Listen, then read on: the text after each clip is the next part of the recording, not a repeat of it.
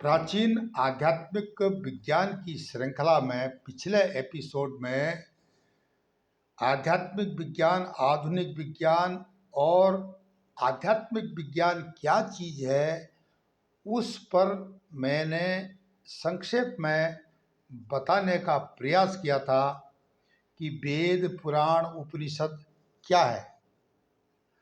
अब इस एपिसोड में वेदों के बारे में अधिक जानकारी दूंगा, विशेषकर ऋग्वेद के बारे में अधिक से अधिक मैं जानकारी देने का आपको प्रयास करूंगा। यकीन है आप हमारे चैनल ई ज्ञान को लाइक करेंगे, सब्सक्राइब करेंगे, कमेंट्स करेंगे और शेयर करेंगे तथा भारतीय प्राचीन संस्कृति धरोहरों को जीवित रखने में अपना योगदान देंगे। मित्रों नमस्कार, मेरा नाम मदन मोहन ढोंडियाल है। इस एपिसोड में मैं वेदों के संक्षिप्त परिचय के साथ आपको ऋग्वेद के बारे में अधिक जानकारी देने का प्रयास कर रहा हूँ। वेद दुनिया के प्रथम धर्म ग्रंथ हैं। इन्हीं के आधार पर दुनिया के अन्य पंथों, मजहबों की उत्पत्ति हुई। ये धर्म नहीं थे, पंथ थे, जिन्होंने वेदों के ज्ञान को अपने अपने तरीके से भिन्न भिन्न भाषाओं में प्रचारित किया। वेद ईश्वर द्वारा ऋषियों को सुनाए गए ज्ञान पर आधारित है, इसलिए इसे श्रुति भी कहा गया है। सामान्य भाषा में वेद का अर्थ होता है ज्ञान। वेद पुरातन ज्ञान विज्ञान का बहुत बड़ा भंडार है, जिसमें मानव की हर समस्या का समाधान वेदों में ब्रह्म, देवता, ब्रह्मांड, ज्योतिष, गणित, रसायन, औषधि, प्रकृति, खगोल, भूगोल, धार्मिक नियम, इतिहास, रीति रिवाज आदि लगभग सभी विषयों से संबंधित ज्ञान भरा पड़ा है। शतपथ ब्राह्मण एक प्राचीन की पुस्तक है, एक ग्रंथ है। इसमें एक श्लोक के अनुसार क्या है कि अग्नि, वायु, आदित्य और अंगिरा ने तपस्या की और ऋग्वेद, यजुर्वेद, सामवेद, अथर्ववेद को प्राप्त किया। एक लिखा गया इसमें। प्रथम तीन वेदों को अग्नि, वायु, सूर्य, आदित्य से जोड़ा जाता है। संभवतः अथर्ववेद को अंगिरा से उत्पन्न माना जाता है। एक ग्रंथ के अनुसार ब्रह्मा जी के चारों मुख से वेदों की उत्पत्ति हुई। वेद सबसे प्राचीनतम पुस्तक है, इसलिए किसी व्यक्ति का स्थान का नाम वेदों पर से रखा जाना स्वाभाविक है। जैसे आज भी रामायण, महाभारत इत्यादि में आए शब्दों के मनुष्यों, स्थान आदि नामकरण किया जाता है। ये चीज़ एक प्रकार से इसमें कुछ आगे पीछे हो सकता है, पर लेकिन वेद व्यास द्वारा रचित जो पिछले एपिसोड में बताया उसका जिक्र आया हुआ है अधिकांश। अच्छा, वेदों की एक खास बात है कि वेदों की 28,000 पांडुलिपियां जो हाथ से लिखी जाती थी, तो ताड़ के पत्तों में या दूसरे भोजपत्रों में, भारत के Pune Bhandarkar oriented research institute में आज भी रखी हुई है।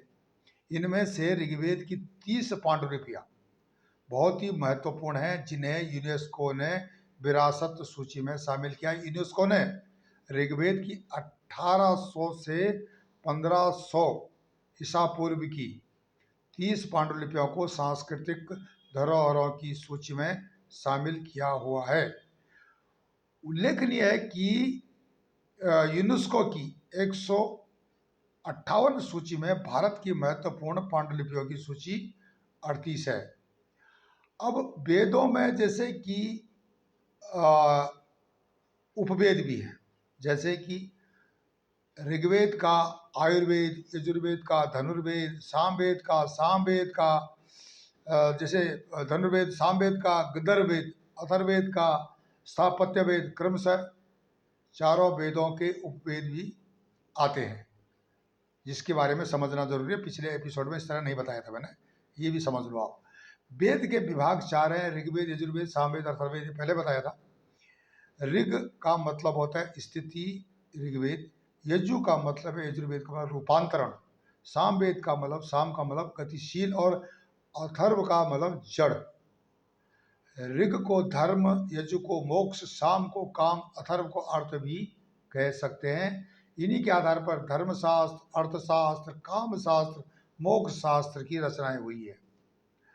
अब क्या है कि ऋग्वेद में जो है, मैं आपको विस्तार से जानकारी देने का प्रयास करने जा रहा हूँ कि ऋग्वेद में जो है क्या है और क्या नहीं है।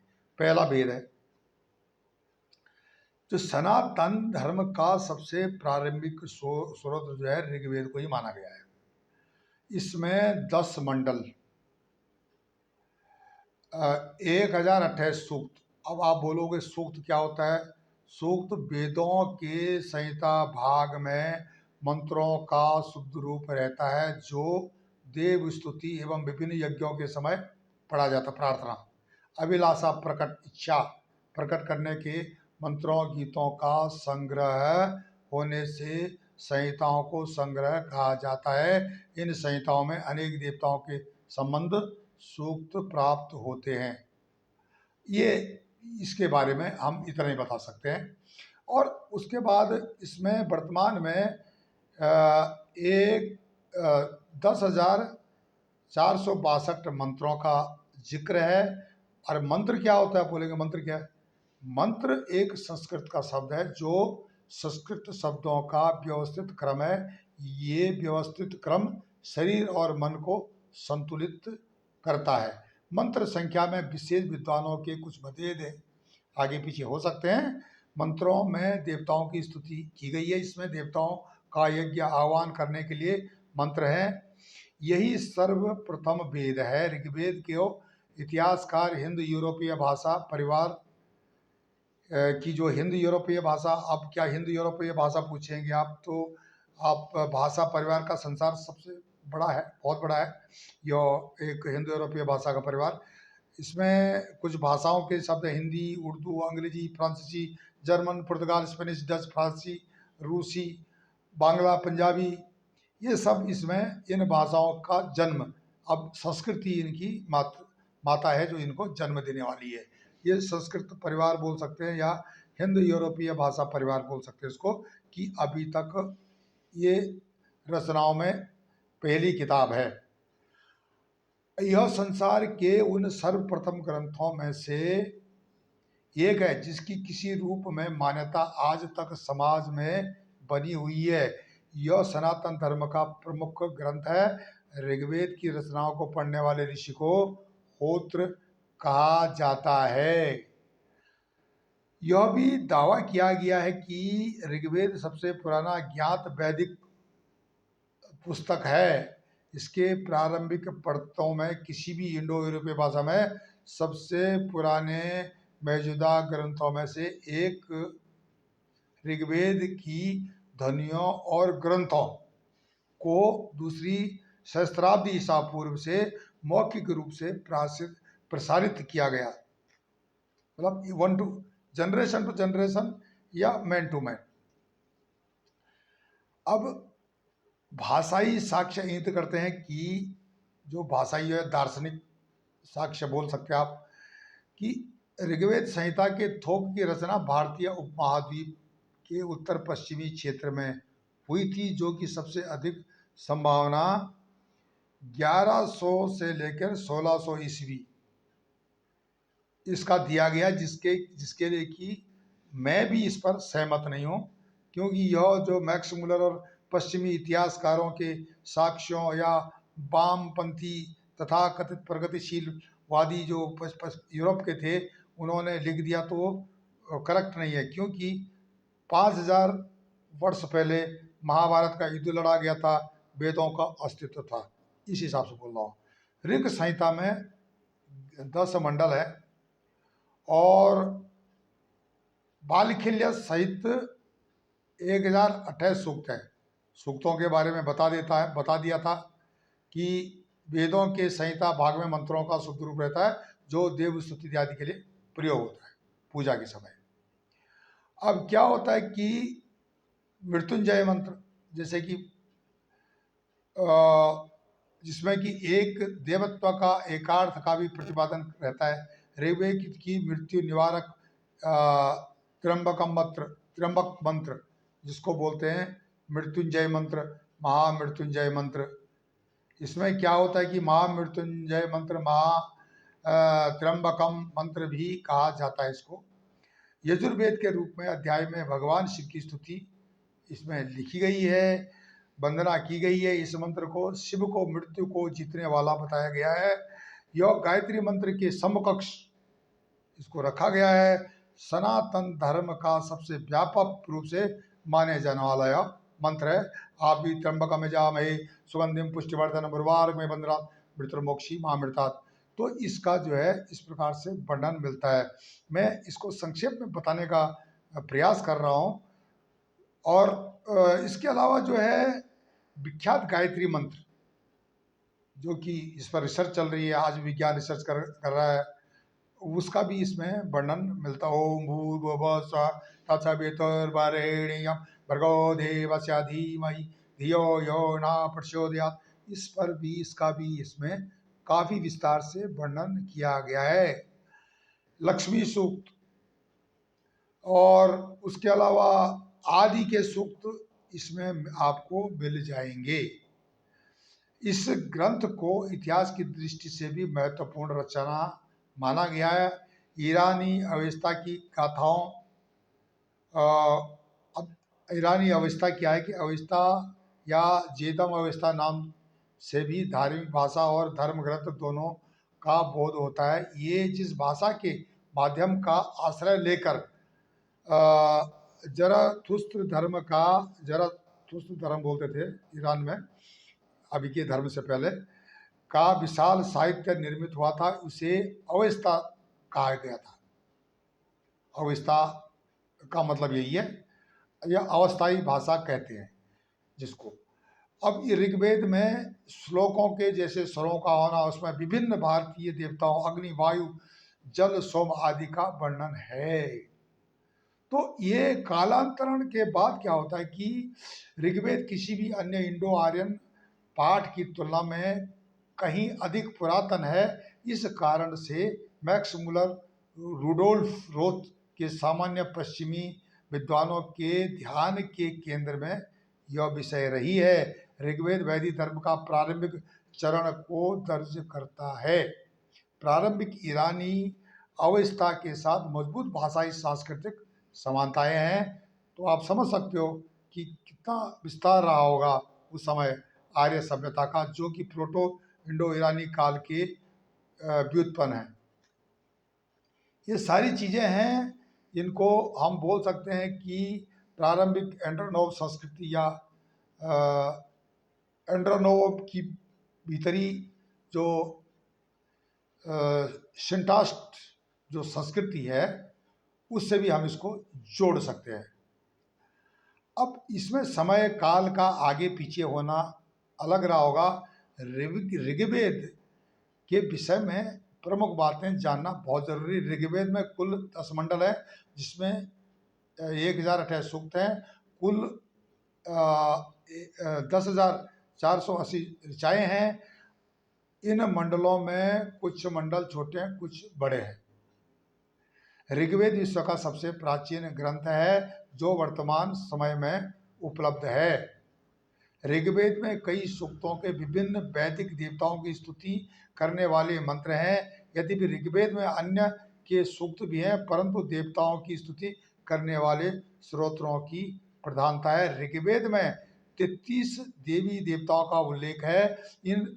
इस वेद में सूर्य, उषा, अदिति जैसी देवियां का वर्णन मिलता है। इसमें अग्नि को आशीर्षा, आपाद, धृतमुख, घृत पृष्ठ, घृतलोम, अर्चलोम, भम्रलोम की संज्ञा से संबोधित किया गया। इसमें इंद्र को सर्वमान्य तथा सबसे अधिक शक्तिशाली देवता माना गया। ऋग्वेद में इंद्र की स्तुति में ऋग्वेद में 250 ऋचाएँ हैं। ऋग्वेद के एक मंडल में केवल एक ही देवता की स्तुति में श्लोक है, वो सोम देवता है। इस वेद में बहुत देववाद, एकेश्वरवाद, एकात्मवाद का उल्लेख है।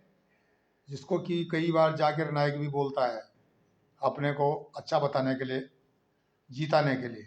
ऋग्वेद में नासादीप सूक्त में निर्गुण ब्रह्म का वर्णन है।